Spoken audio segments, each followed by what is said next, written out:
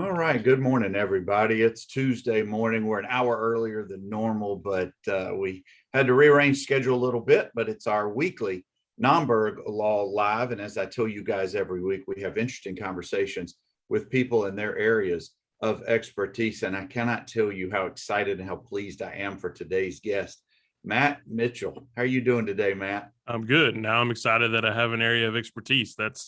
Uh that's special. I didn't know that. So it's Well, I probably don't just little think Debbie snack cakes, but yeah. Well, I was going to say, you don't have one area of expertise. You have numerous areas. And I'm so glad that we've got a few minutes to catch up today. We just met for the first time, but I've been following you and all of your just absolutely funny takes on TikTok, on all types of social media. And if you guys don't know Matt, or if you haven't followed or seen him on It's a Southern Thing or AKA AL Ostrich, you guys have got to find him. One of the things to me in life to enjoy life is humor, and wherever it may be, you've got to find something that brings you a smile, brings others a smile. And I know every day is not an Instagram kind of a day, but for Matt and what he brings to his audience, it's a smile every single time I get to see and watch what he does. So thank you for what you do and continue to do, Matt. I really appreciate it. Yeah, man. I love getting to do that. Love getting feedback from people and just very happy to be able to do that for a living. And for all y'all watching the stuff, that's if y'all weren't doing that, then I'd have to pay for the little Debbie snack cakes that I eat probably. That's we're going to get to Little Debbie and Christmas trees and Milos tea. And by the way, one of the funniest TikToks I saw you do was a duet when somebody said Milos tea. You knew they were nowhere near the South. Oh gosh, yeah, that one, yeah, I guess gets a little cringe right there. I hate that. I don't know how the Milo is a pretty common name. I don't know how you butcher that, but the God bless them, they did. So Yeah, yeah. But some of those are just kind of layups for you. I know they have to be, but you're just licking your chops. All right, let me get in here and let's set them straight, Southern style. Well, Matt, tell us a little bit about your background. How'd you get into comedy, or did comedy find you? Tell us a little bit how you get, because the origin of being a comedian to being an entertainer, everybody has a different path, and I'm always curious how you get there.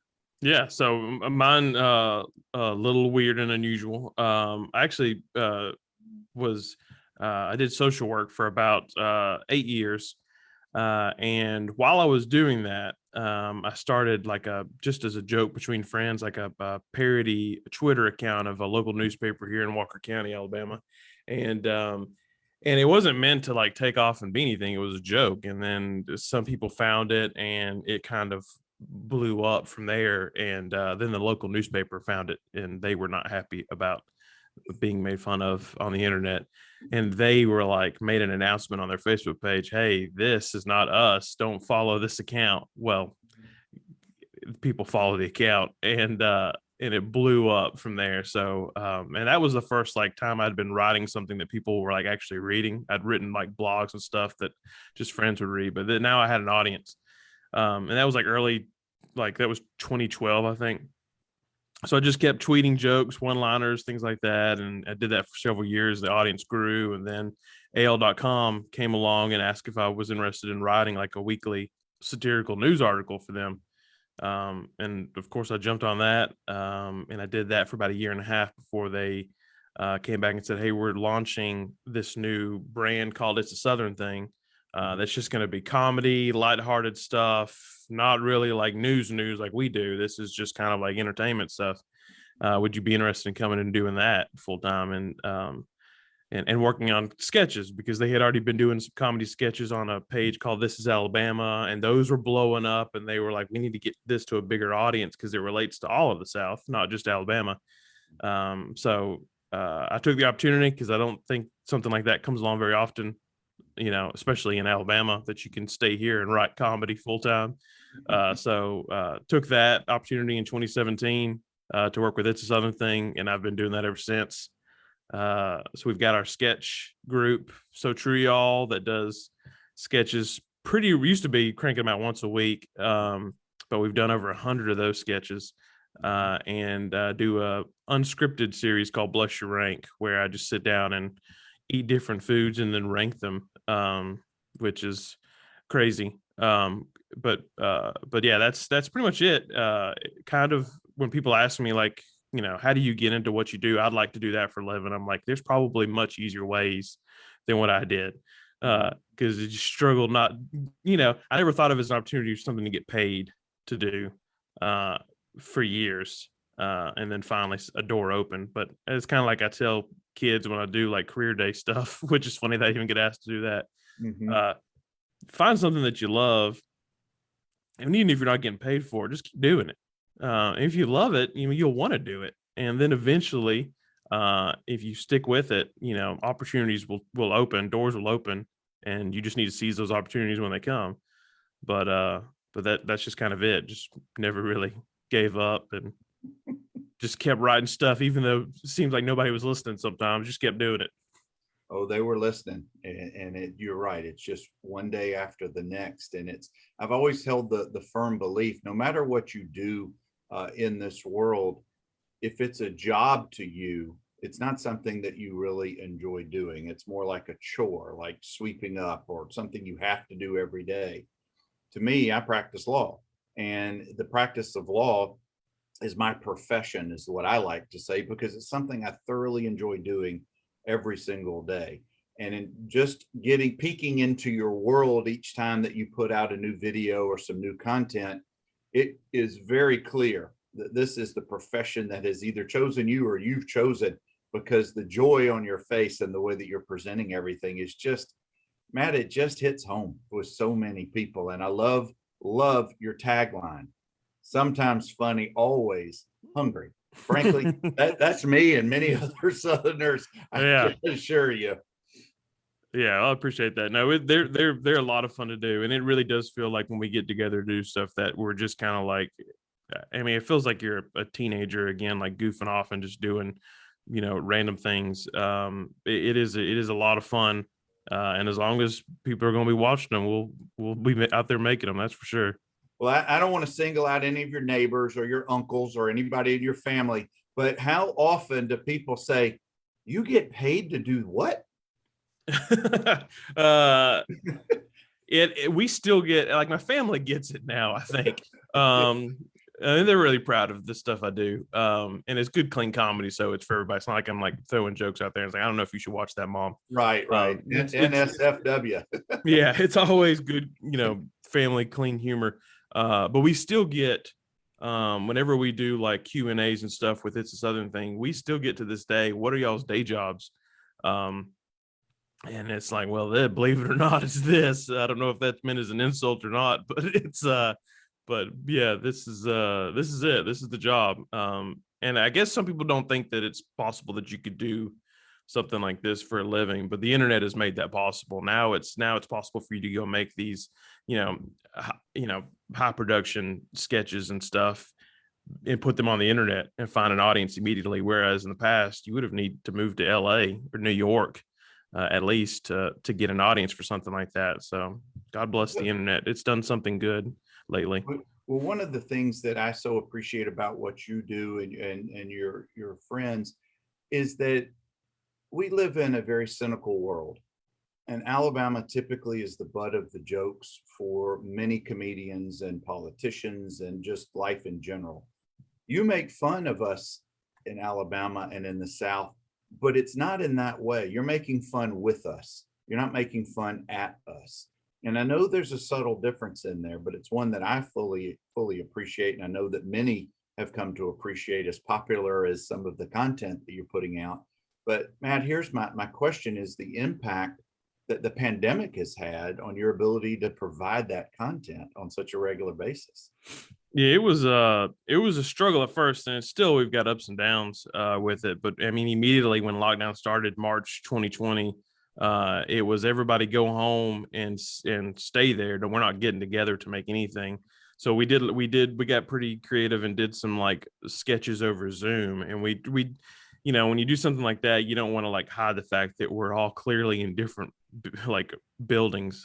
So we did a sketch. We did a couple sketches where it took place on Zoom. So it was like, this is the world that we're in. And I don't think I mean, those sketches did pretty well. It's never fun when you can't get together to do stuff. But as slowly as we figured out more about COVID, and we were able to figure out we can get together if we do it safely. Maybe it's best if we film outdoors, and that's immediately what the first sketch we did, where we got back together, was types of people that go camping. So that's perfect. We can film that entirely outdoors. So we've always just whatever we're given, as far as restrictions and stuff, we find a way to make it work. Figure out some kind of sketch we can make within those restrictions. But it's those are pretty much lifted now. We're all vaccinated, so we're back together shooting stuff, and we shot our first sketch in a while because we were off doing the TV pilot this summer. So we shot the first sketch on Friday.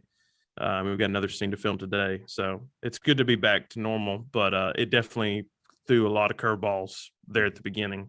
Oh, I'm sure that it did. I also know that you host I don't know if it's weekly or bi-weekly trivia in town. Talk to us, share a little bit about the trivia.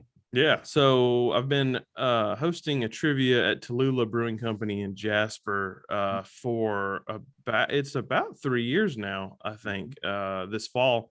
And the topics always change. I do a lot of music stuff because that's just some of my favorite stuff to do, like a Name That Tune, and then do different topics. I think this week is Doctor Who trivia. Do a lot of The Office and Star Wars and stuff like that. Also do trivia at Goat Island Brewing in Coleman about once a month. The date always changes, but I always post that. So those are fun to do. I like doing it in Tallulah, especially because it's right down the road from me. It's easy to do, and it's been one big thing for me is to get some stuff going in Jasper, because it's the thing that people in Walker County are like, well, there's nothing to do here.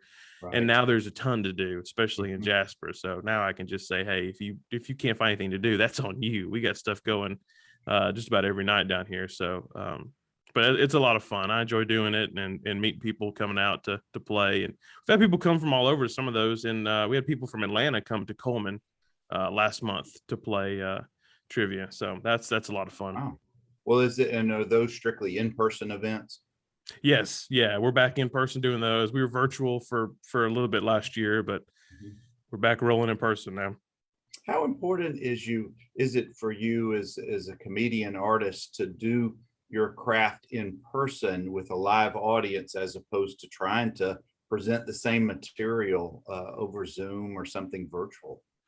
Yeah, I don't, I'm more like a humorous writer than I am like comedian stand up first. I mean, I do enjoy getting in front of a crowd and stuff, but I don't really have a stand up act.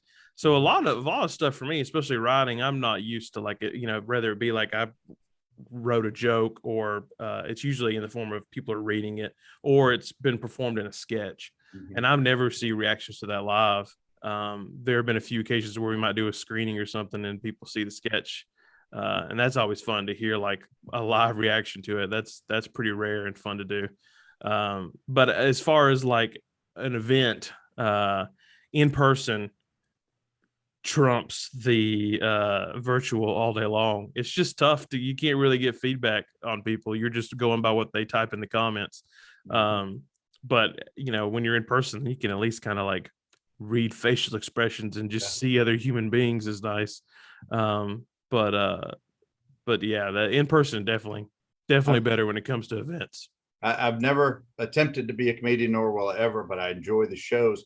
But I would say that at least I would assume that if you're not getting some feedback, whether it's good or bad, it would be very tough to do what you do strictly on a Zoom or virtual and then put it out to the world for the same kind of reactions. Yeah, no, one of the things that has kept me away from stand-up is I'm terrified of bombing. And you have to do that as a comedian when especially when working on a new set. You've got to work through the jokes, find the right material, and really whittle it down to the stuff that works. So you've got to go out there and bomb. And doing those virtual Zooms, talking to comedian friends of mine, that do stand-up, that sounds like all of the virtual events were, because everybody you might have they did a lot of corporate events. So you've got everybody here on Zoom and they're all muted, and some of them turn their cameras off, So now you're just like talking to your webcam, and you can't even see some people, and you definitely can't hear any laughter. Yeah. That just sounds like a nightmare to me. That's the absolute worst. So God bless them for sticking through that. But they got to take what they could get because all the clubs are shut down. So Yeah. that's all you had for a while. Well, Matt, how do you when you put your skits on TikTok and Instagram and different social media, do you have family members or friends that you can bounce the skits off of, or you just do it and you go with it? Depends on like what it is. If it's a full-on sketch, like for It's a Southern Thing, we've got we're all throwing the idea around, and we're making sure we're pretty much like, we all sign off and say, yeah, that's what we want to make. And then we'll go through the script too and say, is this, do we need to change anything? Do all of these jokes hit? So there's a lot of feedback process on those big sketches for It's a Southern Thing. For the little stuff for like TikTok, sometimes I'll just most of the time I think I just make it. Sometimes I'll show my wife first, be like, what do you think about this? And I'll kind of gauge her reaction to it. But now, wait. What kind of react is it? Yeah, it's usually like, okay, whatever that is. And so that's why I don't even go to her that much anymore. She's not even on TikTok. She refuses to download the app. So yeah, unless I post it somewhere else, she's probably not even going to see the video. So, and she's not going to download TikTok for me. So she maybe not be your target audience. Yeah, usually not. So yeah. Well, what about our comments, which can be harsh, or they can be uplifting? Are they important to you? Do you ignore them? Do you do feedback? I mean, not feedback. Do you respond? Because I know as a performer, it's got to be somewhere in there that I don't know. How do you deal with that? I enjoy the comments. I mean, comments are always great, regardless of what people are saying, because for social media, that's works for the algorithm. So the more people that comment on it, the better the whatever platform it's on is going to treat that content and get it out in front of more people. So that's a silver lining, even if it's the most negative comment I've ever read. It's like, well, they watched the video, so that's something. But I do read just about all of them. I don't think a lot of people realize when it comes to It's a Southern Thing that I'm also the social media manager, so I'm reading a lot of the comments too. Sure. So I'm knee deep in the comments, whether it be positive or negative. But usually, I like to see the negative comments when they're there, because sometimes there might be something instructive there that I can take from it.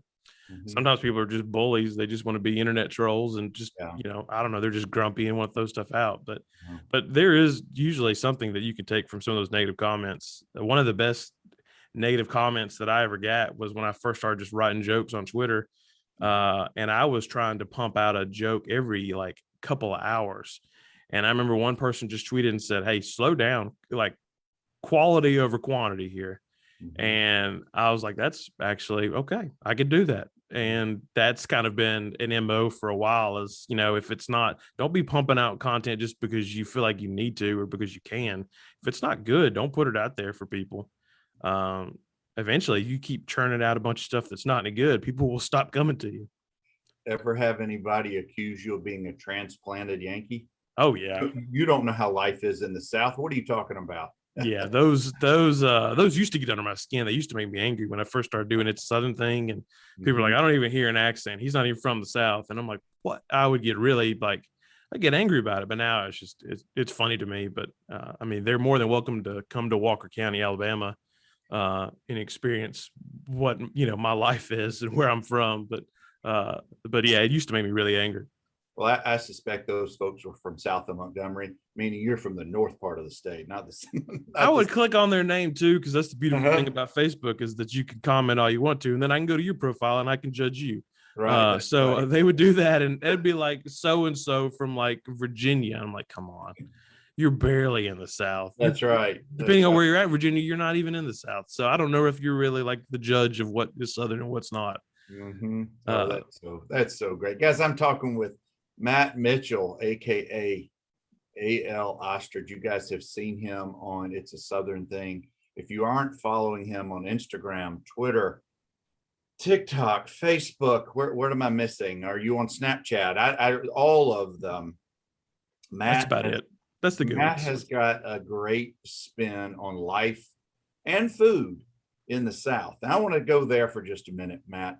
Little Debbie's, I don't know if you've had an audience with Coach Saban yet, but I'm waiting for the Matt Mitchell, Coach Saban TikTok duet. And I don't know how it'll go, but there's a lot of commonality right there. Yeah. I don't know if he would agree to do that. He seems pretty busy with like Aflac commercials right now. But yeah, if we can ever do that, I just want to know his take. Which oatmeal cream pie is he eating the regular one, or is he eating the big pack ones? Does he know about the gas station ones that are double decker oatmeal cream pies? I feel like that could change his life if he's not aware of it. I just need to have a conversation with him about just oatmeal cream pies. But that's how I know that they're good for you. People can talk bad about Little Debbie all they want to and say it's not healthy, but Nick Saban eats 2 every morning for breakfast, and that man does nothing but win championships. So you tell me. I don't know. Evidence seems to be the contrary there. And I've even heard him say when he was asked about that he gets cranky if he doesn't have his 2 Little Debbies in his coffee in the morning. That might be a blood sugar problem, but yeah, that's if you I'm no doctor. Yeah. Oh, that's so great. That's so great. Let's talk about Milos Sweet Tea. Let's talk a little bit about Little Debbie's and all of that, Matt. It's in every gas station, maybe in America, but certainly in our part of the country. You get certain products that are so well known. They're so associated with life in the South, but you have turned it into, you're telling us what we're thinking. And you're so right about the Christmas tree cakes. They should be out. They should be in every location. Yeah. Where did talk to us a little bit about your angle with this? It's just kind of one of those things you stumble across that you don't realize it resonates with so many people, but the Christmas tree cakes for sure. And the Milos Sweet Tea, there's just so many things that I guess those products are available everywhere just about now, but they are unique to the South. I mean, Little Debbie's come from Tennessee and Milos Sweet Tea from, here in Bessemer, Alabama. But there's several, I mean, we grew up on it, so there's a little bit of nostalgia there, especially with like Little Debbie's and stuff. And then there's pride that it's like, this is a Southern thing and it's really, really good. And it's just another example of like, when it comes to Southern food, it's the best food in the country, hands down. It is, because we're all fat. So that's why, that's why I see people in California that are so skinny. It's like, that's how I know your food's not good. They have raisins. Yeah, exactly. So, but yeah, I think it's several different things. I think we're proud that this is all Southern stuff that we've made. And I think it's, a lot of nostalgia, and, it's just good. We just like to be reminded of how good that food is. Well, I want to pivot for just a second, Matt. I want to talk a little bit of Sharks versus Jets here. And one of the things that I really have enjoyed, I've only seen it a couple of times. There's multiple, I'm going to call you guys comedy sketch groups. I know you're part of the It's a Southern Thing. I know that Josh and Robert have a group as well. And sometimes you guys have crossed over, but not very often. You know those guys well, or do you ever play nice with each other, or you just have your own territories? Oh no, we're all friends. And some of us on the team go way back. Like Robert, and then Adam Schwartz from our team. They went to high school together, so they have known each other for a very long time. But we all kind of work together. Robert worked in the same company with us when we were all at AL.com. Early It's a Southern Thing days. SEC Shorts was a part of that. And then they have, after a couple of years, then they went their own way. So now they're their own independent thing, doing their own videos, and making a video for SEC Network once a week. And we're doing our own thing too. But there's sometimes some crossover. We got a few actors who do both. Eric Hall, you can see him. I think he played UMass in the video that SEC Shorts did this week, and we use them all the time for stuff too. Leah Luker is another one. She's going to be in the next It's a Southern Thing sketch. That's who we're filming with today, and she does a lot of those as well. So there's still some crossover there, but we all play nice. I'm very jealous of their off-season schedule. Once they just get done for the football year, they're like doing one video a month, so that's pretty nice. But they go very hard during football season, cranking out 2 videos a week, which I don't know how they have Well, time to do anything. Matt, as soon as the games are over on Saturday, they've got a finite period of time to get that next video out. But for those of us who follow both groups, and I'm not trying to pit you guys against each other, it's a little bit of inside baseball for me and for others when I see you in one of theirs or some of the others, and y'all cross over sometimes. So I appreciate that. I like that. Yeah, no, it's fun anytime we get an opportunity to do something together. But no, they're a very talented group. There's no rivalry there at all. But no, they're great guys. Yeah. Well, Matt, we've just got another couple of minutes, and I sure appreciate you sharing a little bit of your story and what you do. And how can folks? Do you have anything live coming up other than the weekly trivia that where folks can catch you, or on social media? Where's the best place to catch what you're doing currently? Yeah, definitely check out social media. Facebook or Instagram is the best place to probably get like events, like find out where I'll be doing. But TikTok gets a lot of content too that I don't put anywhere else. But you can always go to alostrich.com and it'll give you links to everything. All the social media stuff, YouTube, and podcasts that I do once on every 3 months, it feels like. And events too, trivias or anything else that might be coming up. I've got a couple of like speaking things coming up Thursday, Friday that the public can get tickets to, I believe, but that'll be on the website once those are set in stone on under events. And what I'll do is I'll put the alostrich.com website link in our comments notes here. So I appreciate you sharing that with us. Last couple of questions. We need to know or want your input. If I want to break into the industry, the comedy sketch performing industry, there's no such thing as an overnight success. It takes a lot of time. I'm sure there's many ways to get there. What would you suggest to somebody who's young and wants to break in and really has the passion for it? Yeah, well, it's probably never been a better time in history for that because of social media. And really, TikTok has been a blessing for a lot of creators because the way their algorithm works, when you log in, you just get people's random videos. You don't have to be following them already. So a lot of people have blown up pretty quickly on TikTok, get an audience really quick that way. I know my audience has grown a lot just from that because it's putting your stuff in front of people that might not normally see it.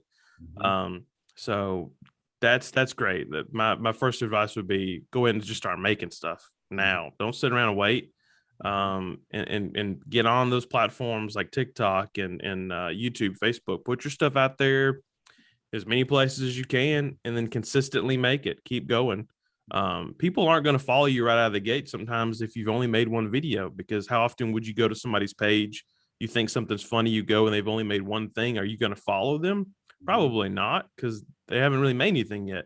So you got to build up that catalog, go ahead and start making that content. And because it gives you a backlog of stuff for people to watch when they find you for the first time. And you get better by doing things.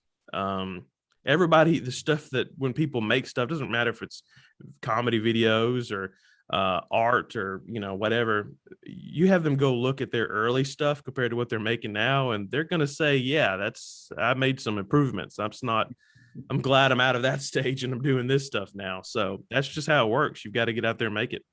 Well, I was getting ready to ask you. I bet if you look back at your earliest stuff that's online, do you kind of cringe a little bit and just like let's see something more current? Oh, absolutely. Yeah. I think everybody's that way. Yeah, that's just how it goes. So but you gotta make that stuff to get where you're at now. That's just part of the process. That's right. Guys, I can't thank you enough, Matt. But before I get you out of here, we got to have a prediction.